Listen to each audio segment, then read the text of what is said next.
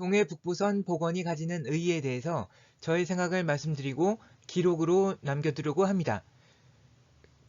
기록으로 남겨두겠다는 얘기는 어차피 지금은 이게 맞는 말인지 틀린 말인지 알 수 없다는 얘기입니다.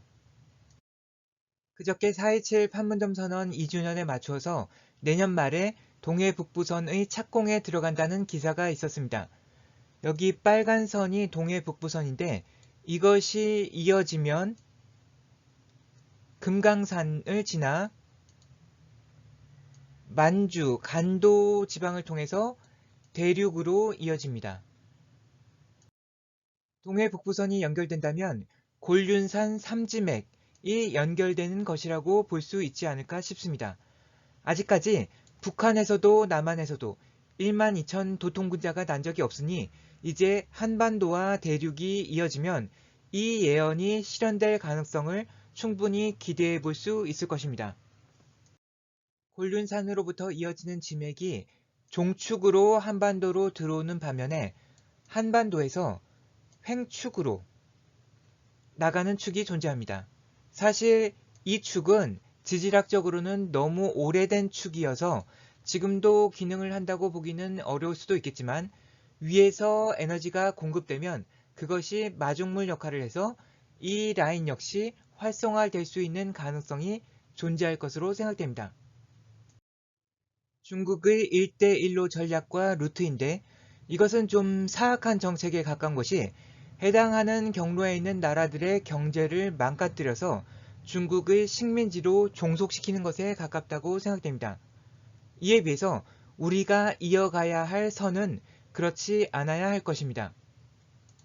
위쪽 라인은 동해 북부선으로부터 연결된 철도 라인이고 아래쪽 라인은 오대산으로부터의 횡축으로 산맥을 따라가는 라인이 해당될 수 있다고 보는데 이 경로들을 통해서 남북이 하나가 된 우리나라의 정신과 문화를 전파하는 축을 만들 필요성이 있다고 생각됩니다.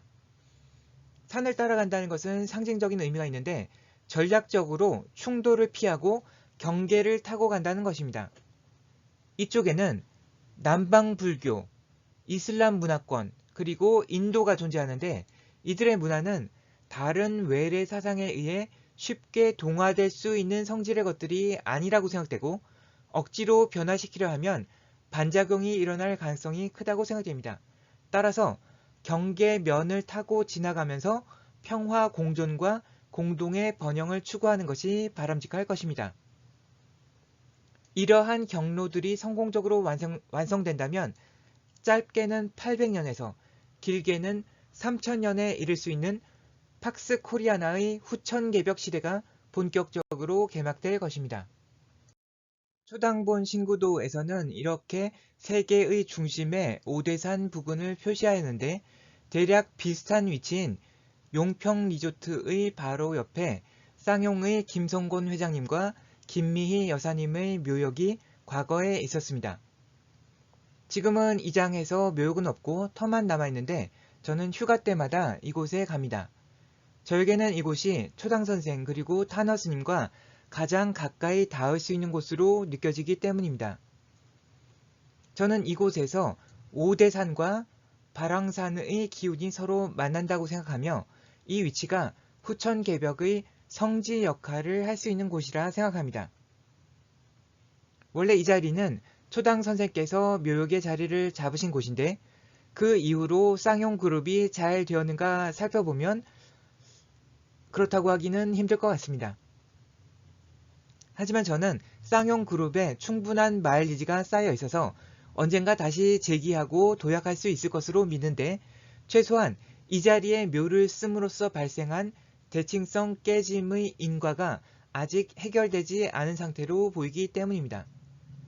이 자리가 저희 예상대로 후천개벽의 성지가 된다면 김성곤 회장님, 김미희 여사님은 나중의 쓰임을 위해서 이 자리를 지키고 보존하신 분들로 역사에 영원히 남으실 겁니다.